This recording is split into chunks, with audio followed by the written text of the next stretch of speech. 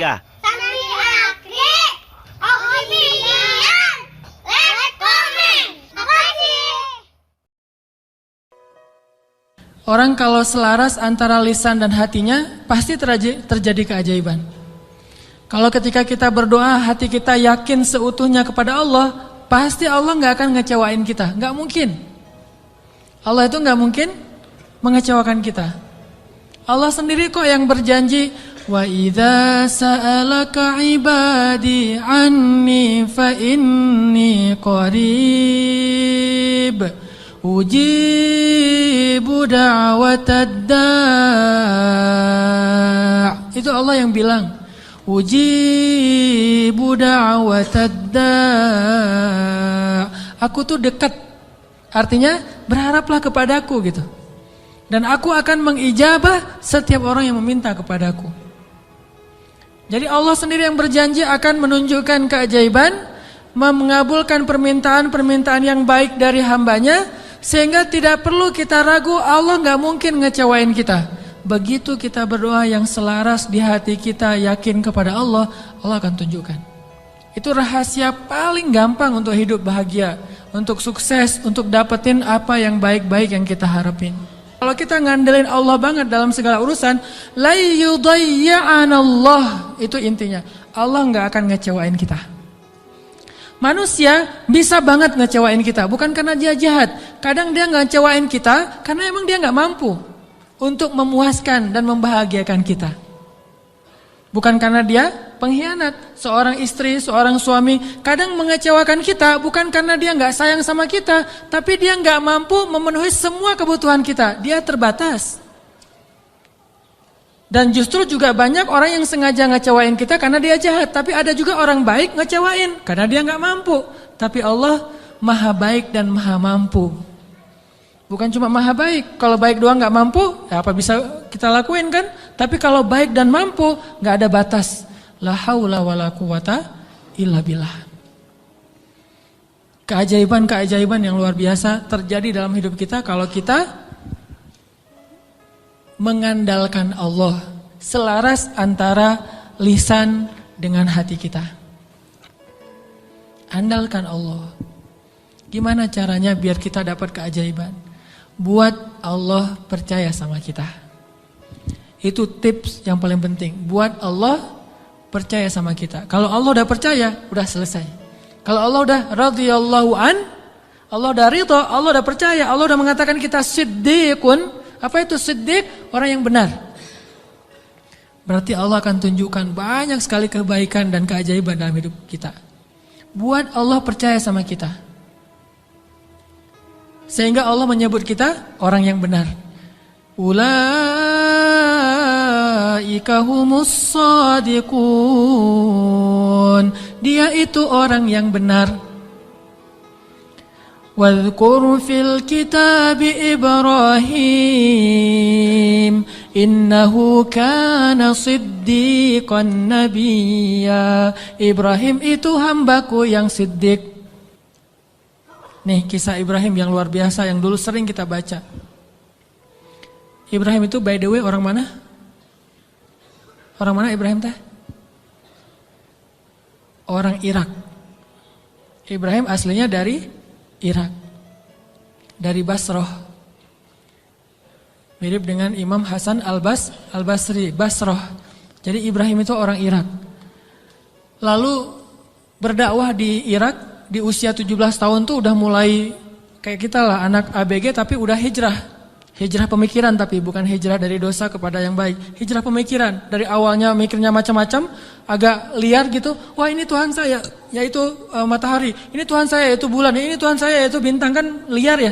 Sampai akhirnya ini semuanya tenggelam. Tuhan saya adalah pencipta semua ini. Dan di usia segitu beliau ditaruh di dalam api dan yakin banget kepada Allah. Dia punya seorang ayah namanya Azar. Azar ini seniman nyeleneh. Kalau seniman doang masih mending kan?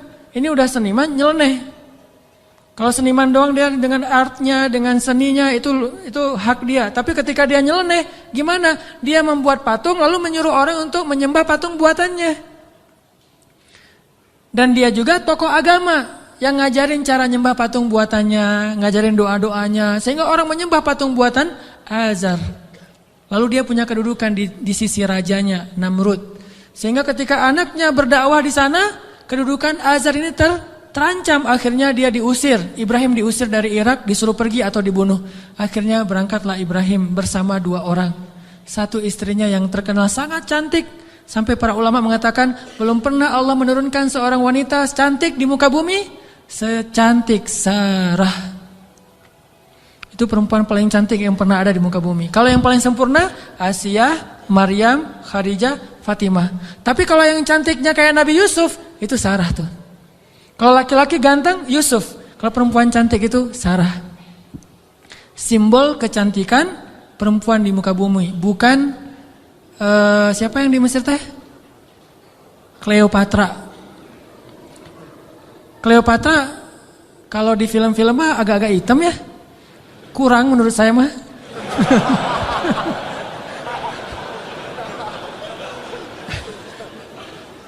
Kalau Sarah itu benar-benar cantik tuh, simbol kecantikan wanita di muka bumi. Nanti kalau punya anak jangan lupa kasih nama Sarah. Sarah. Nah, ditemani oleh Sarah, istri tercantik, dan seorang murid yang kelak juga jadi nabi, namanya Lut alaihissalam. Lut masih muda, masih ABG, baru belajar kepada Ibrahim. Jalan nih bertiga dari Irak menuju ke Palestina. Di tengah jalan lewat Mesir, Raja Mesir jatuh cinta kepada Sarah, namanya juga cewek cantik. Untung gak ada adegan ngiris tangan kayak Yusuf ya. Ngelihat Sarah, wah gitu, enggak. Karena dia bukan nabi, tapi cantik banget. Sampai raja aja yang di Mesir banyak cewek cantik, tapi masih jatuh cinta kepada Sarah. Saking cantiknya Sarah. Begitu tahu Sarah adalah istrinya Ibrahim, akhirnya raja jadi segan, gak berani. Soalnya Ibrahim terkenal dengan kebijaksanaannya, kearifannya, ilmu yang luas. Sehingga lama-lama malah rajanya merasa takjub kepada Ibrahim. Karena tahu ilmu Ibrahim yang sangat banyak, ini menurut sebagian riwayat. Ini riwayat yang terakhir saya baca, ternyata yang paling kuat. Akhirnya raja ini menitipkan salah satu putrinya kepada Ibrahim yang kita kenal dengan nama Hajar. Ternyata Hajar itu menurut sebagian ulama, nih penelitian terakhir, bukan budak Mesir. Hajar itu putri raja. Raja ini punya puluhan anak dari banyak istri karena mereka tidak ada syariat, tidak ada 1, 2, 3, masna wa thulatsa wa ruba. Adanya asyarah, isyrun, salasun, 10, 20, 30. Istrinya banyak gitu. Sehingga anaknya ratusan. Salah satu di antara anaknya yang perempuan, putrinya namanya Hajar. Dan Hajar ini putri kesayangan Raja Mesir. Dititipin kepada Ibrahim untuk jadi apa? Nyantri di rumah Ibrahim, belajar kebijaksanaan dari Ibrahim. Dititipin nih. Hajar juga cantik, tapi tetap Sarah paling cantik. Berangkat ke Palestina, bertiga sekarang, berempat. Ibrahim, Hajar, Sarah, Hajar dan Lut. Sampai di Palestina sekian tahun, Ibrahim gak dikaruniai anak dari Sarah. Akhirnya Sarah karena merasa tidak tega kepada suaminya, dan suaminya sangat menginginkan anak laki-laki untuk meneruskan dakwahnya, Sarah nawarin kepada Ibrahim, Kang Ibra, wes, Kang Ibrahimovic kalau orang ini ya, kalau bola teh, Kang Ibra, apa neng? Ini Akang serius mau punya anak? Ya serius satu neng. Siapa juga yang gak mau punya anak? Ini mah kalau disundakan. Gimana kalau Akang nikah lagi? Tuh neng jangan canda tuh neng gitu. Malu-malu gitu ya. Ini senang dicerita yang gini-gini nih. Padahal saya bukan mau ngomongin ini ya, tentang la haula wala quwata illa billah. Cuman agak-agak banyak gimmicknya. Jangan bercanda, udah gak usah ngomong yang gitu-gitu, gak lucu. Ini emang gak lucu Kang, serius. Sambil menitikkan air mata ya. Enggak. Terus maksudnya gimana? Gimana kalau dengan Hajar? Hajar udah belajar lama dengan Ibrahim, dan udah ketahuan oleh Sarah Hajar ini perempuan yang soleha, yang baik, yang bijaksana, cocok insya Allah untuk Ibrahim, dan dia lebih muda jauh. Akhirnya Nabi Ibrahim meminta petunjuk dari Allah. Kalau di kita mah sholat galau teh ya, istikharah. Salat galau dulu. Kalau dulu Nabi Ibrahim minta petunjuk Allah, akhirnya Allah menyetujui. Ya udah, Sarah udah dapat petunjuk dari Allah. Gimana jawaban Allah? Ya, aku sih terserah kamu.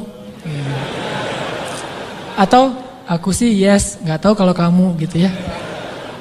Ya udah, kalau Mas Anang yes, saya juga yes gitu. Akhirnya yes, nikah nih sama Hajar. Udah nikah sama Hajar, langsung Hajar mengandung anak Ismail. Maka kami berikan kepada dia Ismail, anak yang gulaman halima, anak gulamun halim, anak yang sangat lemah lembut dan cerdas dan perasaannya peka gitu. Itulah Ismail. Sangat sabar. Punya Ismail kecil, namanya calon nabi kan ganteng. Nih, by the way lagi ya, nggak ada nabi yang jelek. Semua nabi itu keren. Maka insya Allah dai-dai juga para pewaris nabi harus keren. Ini maksudnya apa sih?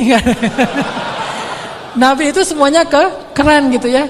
Jadi jangan pernah ngebayangin ada nabi yang biasa-biasa aja, tua, jelek. Semua nabi itu keren karena dia dutanya langit. Kita duta produk aja cari artis yang paling keren kan? Apalagi Allah nyari dutanya langit. Keren. Ismail kecil tuh udah luar biasa. Aura kenabiannya tuh udah kelihatan.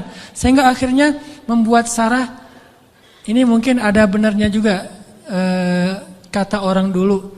Kalau pengen punya anak, maka suaminya suruh nikah lagi, punya anak, nanti kepancing. Yang pertama akan punya anak. Ternyata Sarah akhirnya hamil juga kan? Nah, Ismail kecil. Ibrahim senang banget punya anak laki-laki, digendong-gendong kayak Nabi Muhammad aja, naik ke atas punggungnya, dibawa kemana-mana, dibangga-banggakan kepada orang. Ini anak saya laki-laki, Ismail anaknya Hajar segala macam. Dan banyak tetangga memuji-muji Hajar. Nah ini nih, masalahnya bukan di suami istri tapi di tetangga yang bikin istrinya cemburu.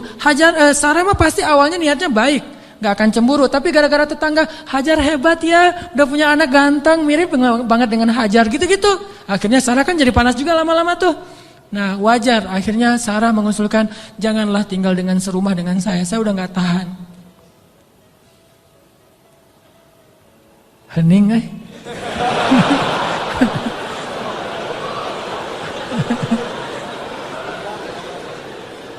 deg-degan dengan kayak gini, kayak film horor. Kata Sarah, wahai, lupa, bukan wahai, Kang Ibra, Neng teh udah gak tahan serumah sama Hajar. Kenapa tuh Neng? Ya semua tetangga muji-muji Hajar. Aduh, Neng teh apa itulah? Oh ya udah, minta lagi petunjuk Allah. Akhirnya Allah kasih perintah. Perintahnya apa? Pindah rumah. Tapi nggak tanggung-tanggung, pindah kota, pindah negara dari Palestina ke Saudi Arabia, dulu namanya Bakkah. Wahai Ibrahim, bawa Hajar dan anakmu ke sebuah lembah Bakkah. By the way, perjalanan dari Palestina ke Mekah butuh waktu 2 jam naik pesawat. 2 jam naik pesawat itu kurang lebih dari Jakarta ke Medan atau Jakarta Surabaya. Tapi Ibrahim tidak naik pesawat, tidak naik buruk, tidak naik onta, nggak naik kuda, jalan kaki. Apakah Hajar protes? Kemana Kang Ibra? Pokoknya ikut aja lah, gitu. Oh iya, udah ikut aja. Nggak pernah nanya kemana, ini saya aja tadi nanya. Nggak pernah nanya kemana ya Ibrahim, nggak. Kata Ibrahim, ya Hajar dapat perintah dari Allah kita ke lembah Bakkah, ikut. Ya sami'na wa ata'na. Nggak pernah nanya kemana, nggak pernah naik apa, terus bekalnya gimana, terus nggak ada rest area di mana aja, di kilometer berapa, nggak, udah aja jalan gitu. Coba bayangin suami bawa istri, kadang-kadang kesasar muter-muter, istrinya langsung, wah papa nggak tahu jalan, pakai ini atuh GPS, nggak sabar ya. Atau suami ngajak jalan kemana gitu, udah mama turun di mall ini aja, nanti dijemput lagi gitu kan, minta dijemput di mall. Kalau Hajar enggak, mau naik apa, kemana, sami'na wa ata'na kepada suami. Ini supaya Allah percaya sama Ibrahim dan Hajar. Jalan, kira-kira dari dari Jakarta ke Surabaya jalan kaki berapa lama? Atau naik skateboard aja deh. Jalan kaki berapa lama? Tebak aja deh, 1 bulan ya, perjalanan 1 bulan. Gak ada rest area sama sekali.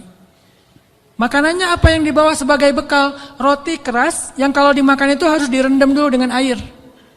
Saking kerasnya roti supaya awet gitu. Jadi kalau udah sampai di oasis kecil, Nabi Ibrahim turun duduk bersama istrinya, bersama bayinya, rendam roti dulu sambil ngobrol-ngobrol. Wah, padang pasir. Ya iyalah, apalagi gitu.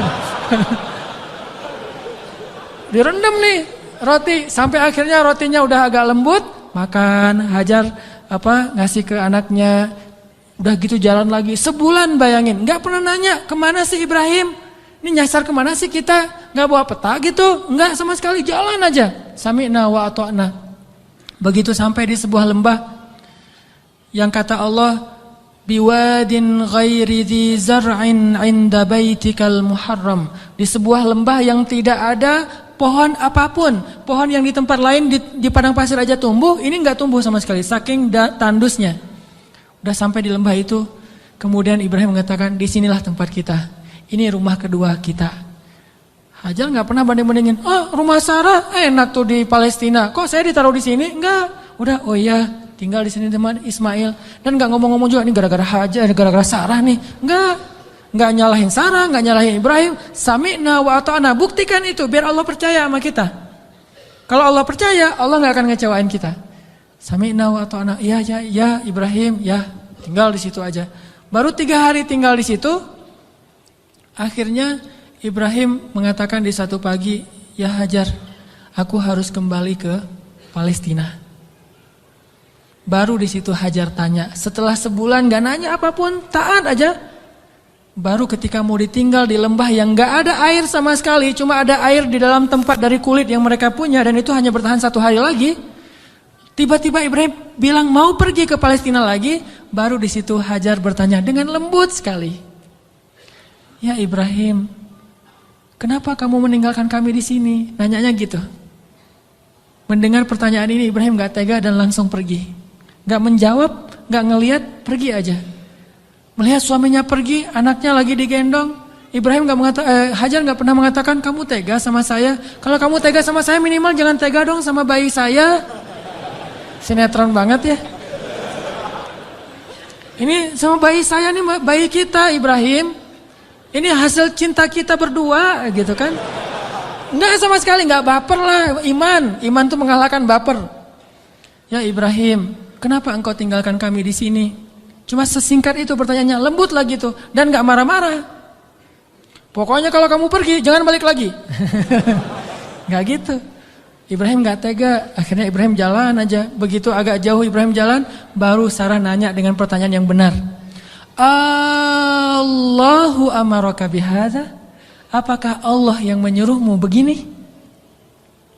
Allah. Jadi kalau A-nya panjang itu artinya apakah Allah? Kalau Allahnya pendek berarti Allah aja. Jadi kalau kita azan jangan Allahu akbar, Allahu akbar. Apakah Allah Maha Besar? Itu salah ya. Makanya A-nya jangan kepanjangan kecuali bertanya. Allah, A itu apakah? Makanya Hajar bilang, Allahu amaraka bihadza? Apakah Allah yang menyuruhmu begini ya Ibrahim?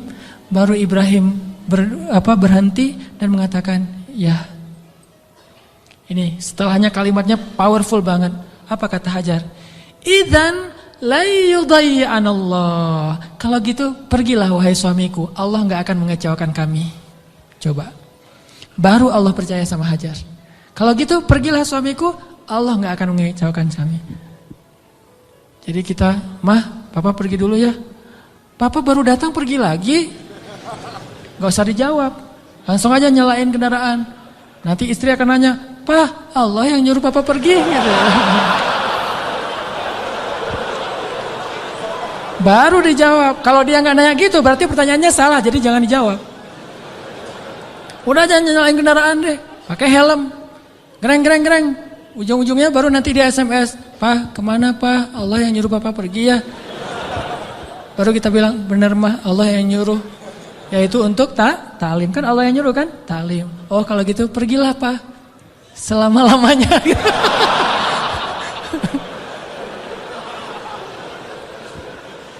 Allah gak akan mengecewakan kami, kata Hajar teh. Idzan la yudayyi'an Allah. Kalau gitu Allah tidak akan mengecewakan kami. Itu kata kuncinya tuh. Dan itu enggak ngomong dengan gombal ke Allah. Allah Maha tahu isi hatinya Hajar radhiyallahu anha. Makanya Allah percaya banget sama Hajar. Akhirnya pergilah Ibrahim. Enggak ngomong, ya suamiku jangan lupa kirim SMS ya. Udah sampai di mana kan khawatir gitu. Jangan lupa kirimin bekal setiap bulan 10 juta aja, enggak usah banyak-banyak gitu. Enggak ada bekal. Tahu berapa lama Ibrahim meninggalkan Hajar di situ? 13 tahun. Enggak ada kabar, enggak ada apa-apa. 13 tahun. Kalau kita mah baru keluar 13 jam mungkin. Wah, udah curiga nih. Enggak pulang-pulang 13 jam, jangan-jangan pingsan lagi. 13 tahun gak pulang-pulang. Hajar ditinggalkan dengan air hanya bertahan 1 hari aja. Udah gitu Hajar gendong anaknya Ismail tinggal di situ berdua aja di tengah padang pasir. Gelap banget kalau malam dingin, kalau siang panas banget. Dinginnya itu saya karena lama tinggal di padang pasir. Gini-gini saya ini orang padang pasir ya. Jadi kalau malam dinginnya tuh sampai kayak jarum nusuk-nusuk ke kulit. Itu di padang pasir. Dinginnya malam. Kalau pagi, kalau siang, panasnya itu kayak kita dibakar.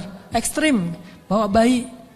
Hari pertama masih aman, masih bisa minum, rotinya direndam. Hari kedua habis air, Ismail menangis. Panik kan? Ini gimana nih, air cari di mana? Lari-lari yang kita tahu, naik ke atas bukit.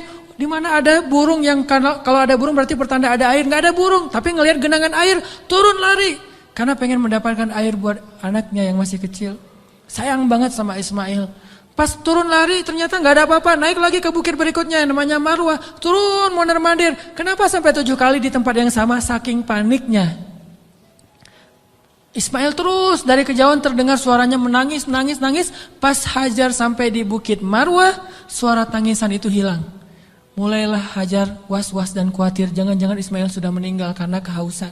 Akhirnya Hajar berlari ke arah Ismail. Ketika dia mendekat, dia melihat seorang laki-laki bertubuh yang gagah gitu. Dia pakai baju jubah berwarna putih, dia pakai sorban berwarna putih, seperti saya pulang dari masjid. Malaikat, kalau ini malaikat beneran. Kalau tadi kata anak kecil, oh malaikat lewat gitu. Kalau ini malaikat beneran. Dan dia memberi minuman kepada Ismail. Dialah Jibril alaihissalam. Tapi Hajar kan nggak tahu itu Jibril, dikirain orang yang mau perdagangan manusia atau apa gitu. Datang Hajar ke arah Ismail, tiba-tiba laki-laki itu menghilang, namanya juga malaikat, tling gitu aja hilang gitu. Udah hilang, dilihat di bawah kaki Ismail ada mata air yang kita sebut Zam-Zam. Minumlah, mulailah peradaban di situ. Dan Zam-Zam ini mata air paling ajaib di dunia. Paling berkah, seberkah susu ibu kepada anaknya. Kenapa saya bilang berkah? Dia keluar sesuai dengan kebutuhan. Ketika jamaah haji ramai di kota Mekah sampai 3 juta orang, mereka tidak kekurangan air Zam-Zam. Masing-masing minum setiap datang ke masjid, minum Zam-Zam. Pulang dari masjid, minum Zam-Zam. Pulang ke kampung halaman, bawa Zam-Zam 1 liter, 5 liter, 10 liter. Kan? 3 juta orang, tapi gak pernah kurang dan gak pernah kering air Zam-Zamnya. Keluar terus untuk 3 juta orang. Begitu musim haji selesai, Zulhijjah berlalu, berganti dengan bulan Muharram, di stoplah haji dan belum dibuka visa umroh. Sehingga Mekah sepi. Kalau kita umroh di waktu itu, yaitu umroh transit, kita bisa cium Hajar Aswad setiap kali kita putaran tawaf. Saking sepinya. Tapi air Zam-Zam tidak membanjiri kota Mekah. Kalau lagi rame, keluar banyak. Kalau lagi sedikit, keluar sedikit. Air yang sangat berkah, keajaiban dari Allah. Akhirnya tinggallah di situ. Yang luar biasa, 13 tahun tidak dijenguk oleh suaminya, Hajar nggak pernah ngejelek-jelekin ayahnya Ismail di hadapan Ismail. Kamu harus tahu, kamu nggak boleh seperti ayahmu nanti kalau udah gede. Enggak sama sekali. Ini imajinasi sejarah ya, biar kita tahu gimana sebenarnya Hajar. Saya nggak, walaupun ini agak heureuy tapi serius. Biar kita kebayang gimana solehahnya Hajar. Kan bisa aja normalnya perempuan akan bilang, pokoknya mama kecewa banget. Jangan sampai kamu mengulangi ini kepada istrimu. Hati perempuan. Gak pernah ngomong kayak gitu. Padahal pantas gak sih Hajar kecewa? Pantas ya, 13 tahun gak ada berita. Dan secara fikih itu udah bisa meminta cerai loh. Secara fikih udah bisa Hulu itu minta cerai kepada hakim, tapi Hajar tidak sama sekali menjelekkan Ibrahim di hadapan anaknya. Apa buktinya? Ketika 13 tahun kemudian datang Ibrahim, Ismail akrab-akrab aja sesama ayahnya, ayah gitu. Oh ini nih mah orangnya nih mah. Nah. Wah udah nih, kan Ismail udah gede, 13 tahun orang Arab mah kan beda sama kita, 13 tahun kita kan masih culun. 13 tahunnya orang Arab itu udah memimpin pasukan seperti Usamah bin Zaid, cucunya Rasulullah, cucu angkat. Udah memimpin pasukan tuh 13 tahun usianya. Jadi udah gagah. Dan bahasa Allah itu ketika Ismail sudah berusia sebaya, artinya udah gagah gitu. Coba, Ibrahim waktu itu usianya berapa? 101 tahun. Ketemu kakek-kakek 101 tahun. Mah, yang mana orangnya? Ini. Kan bisa aja kan? Enggak. Mah, siapa itu? Itulah ayahmu Ibrahim, wahai Ismail. Ayah langsung datang, cium tangannya. Ayah gitu. Nggak ada seuzon sama sekali. Itu hasil pendidikan Hajar yang luar biasa loh kepada anaknya. Dan bukti yang lebih berat lagi, 3 hari kemudian Ibrahim mimpi menyembelih anaknya. Dan tahukah kita apa jawaban anak itu? Wahai ayahku tersayang. Bahasanya ya abati, bukan ya terserah ayah deh. Nah, 13 tahun ditinggalin, sekarang mau nyembelih lagi. Ini bukan hasil pendidikan Ibrahim nih. Ini anak hasil pendidikan Hajar banget nih. Bukan Ibrahim yang mendidik dia, tetapi Hajar. Ibrahim mendoakan dia. Pelajarannya apa? Pendidikan anak yang paling berpengaruh itu dari ibu. Tapi doa adalah dari ayah. Rabbi habli minas solihin. Ibrahim yang mendoakan dia dari langit. Hajar yang mendidiknya di bumi. 13 tahun akhirnya kata dia, ya abati, wahai ayahku tersayang. If'al ma tu'mar, lakukan apa yang diperintahkan kepada ayah. Satajiduni insyaallah minas sabirin. Akan engkau dapati aku termasuk orang yang bersabar. Jadi gak mau nyusahin ayahnya dalam menjalankan perintah Allah. Dia tahu ayah yang nabi. Jadi jangan sampai ayah saya susah gara-gara saya yang gak rela. Saya rela banget wahai ayah. Yang penting ayah taat sama Allah. Saya akan bersabar wahai ayah. Coba kalau Ismail bilang, apa gak salah ya? Kok mimpinya aneh-aneh gitu? Pasti godaan setan deh. Gitu kan? Atau yang lebih ekstrim lagi, ayah tega, udah ninggalin mama sekarang mau nyembelih saya. Wah, ini benar nih ayah nih. Pasti nih bukan nabi dan segala macam. Enggak marah-marah sama ayahnya. Udah aja sami'na wa ata'na. Ismail lah gitu. Anak seorang siddiq, anak seorang ibu yang siddiqah, anak seorang ayah yang siddiq dan melahirkan anak juga yang siddiq. Dan itu bukan basa-basi ya, benar-benar dibawa ke sebuah jabal kurban namanya bukit di daerah Arafah. Di sana Ibrahim udah mengasah parang, golok. Ketika ngelihat golok, Ismail nggak bilang, ternyata serius ya? Kirain tadi main-main gitu. Enggak, serius.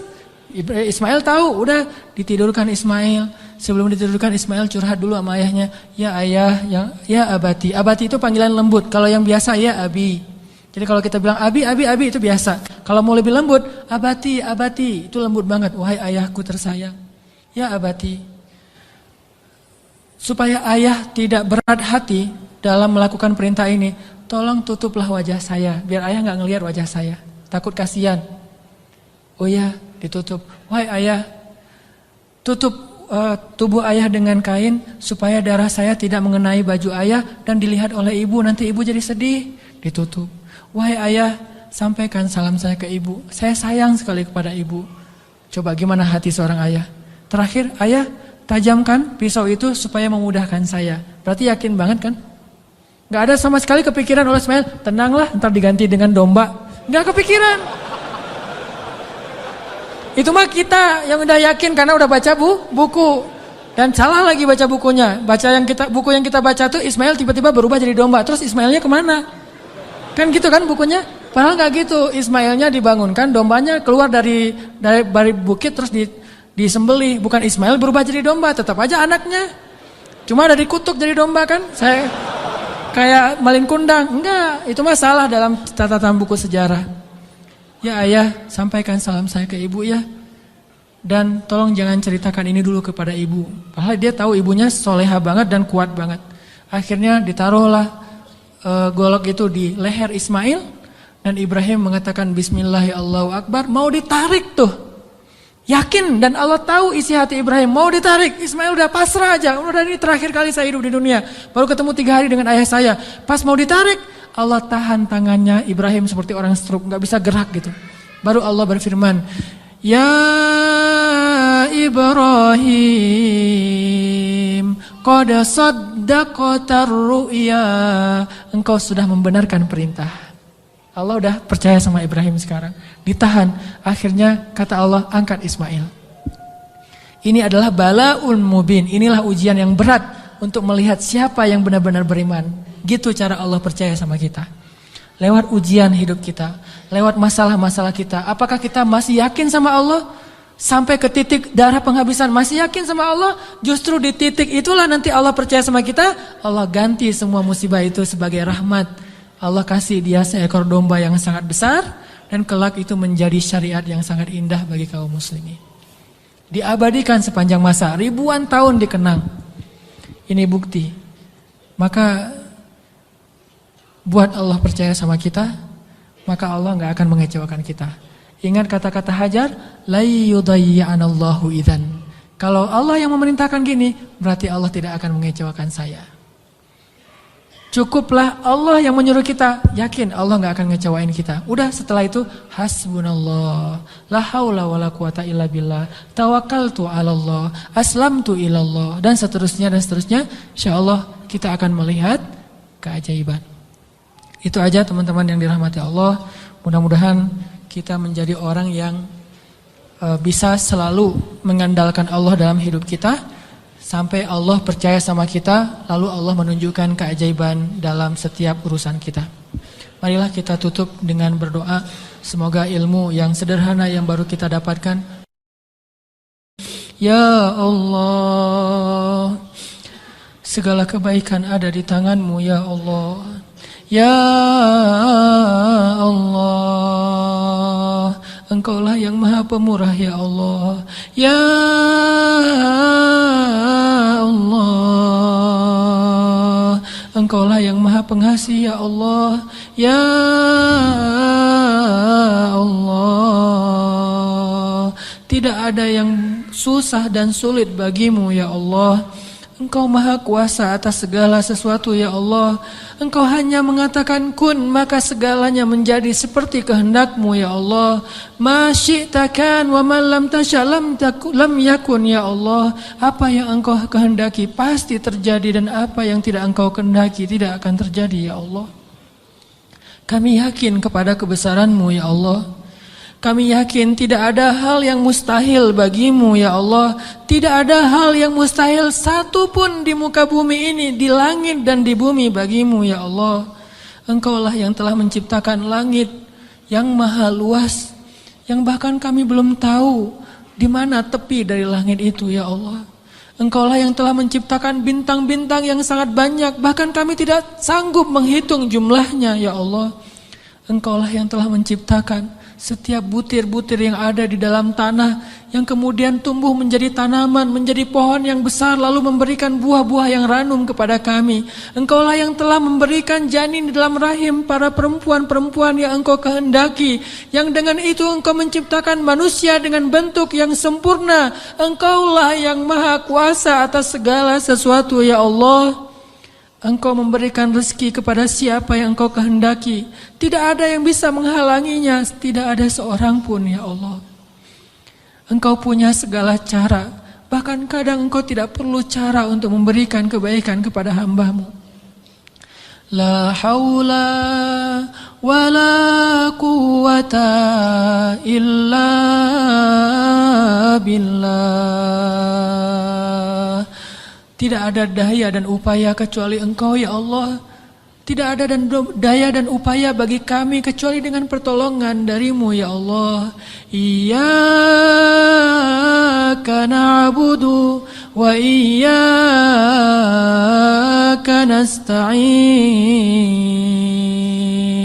Wa iyyaka nasta'in. Wa iyyaka nasta'in.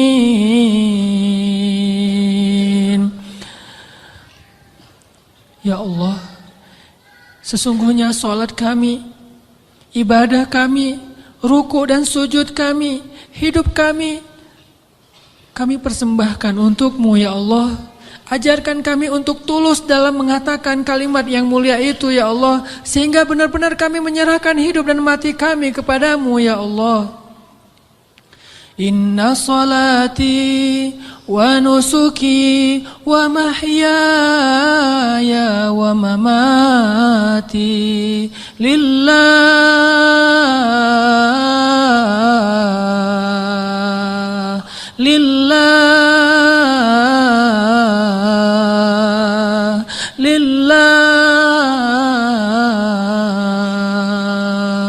wa mahyaya wa mamati lillahi rabbil alamin.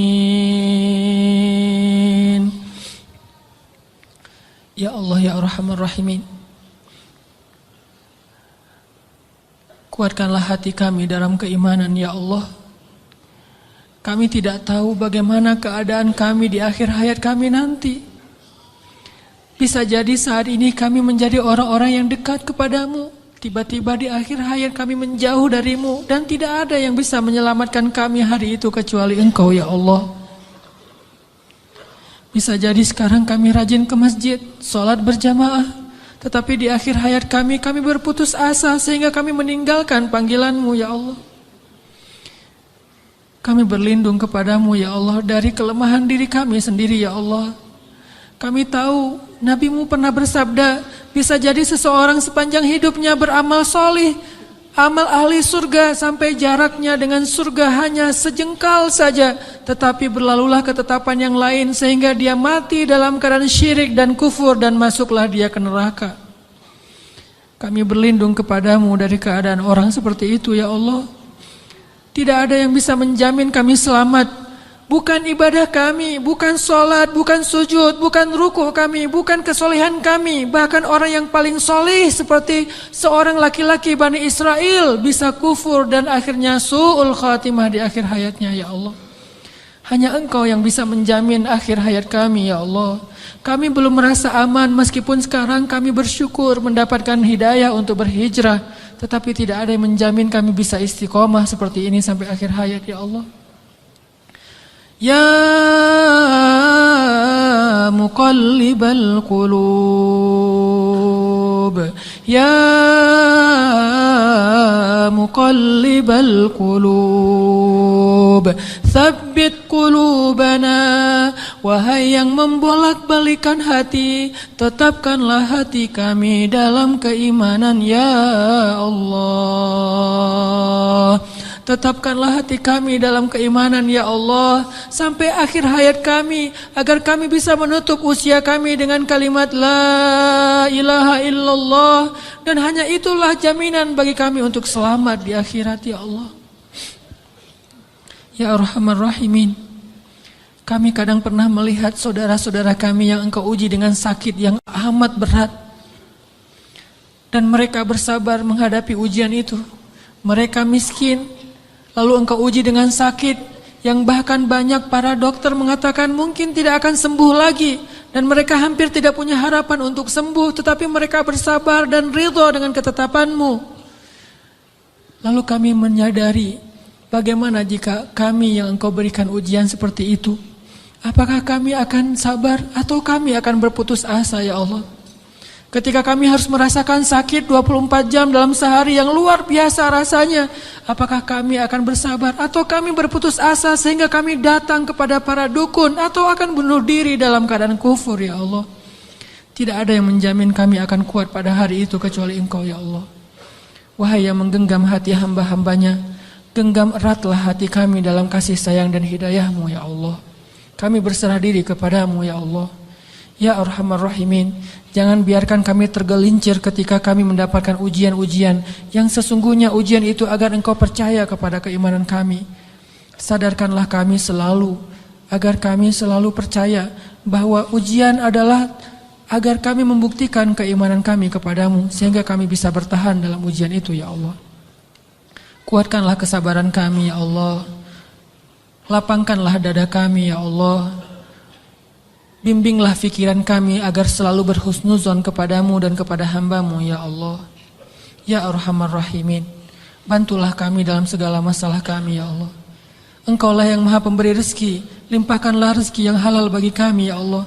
Tidaklah kami meninggalkan pekerjaan yang menurut syariat agamamu itu haram, kecuali karena kami takut kepadamu, ya Allah. Dan kami yakin Engkau menyediakan yang lebih baik setelah kami berhijrah dari pekerjaan yang haram itu, ya Allah.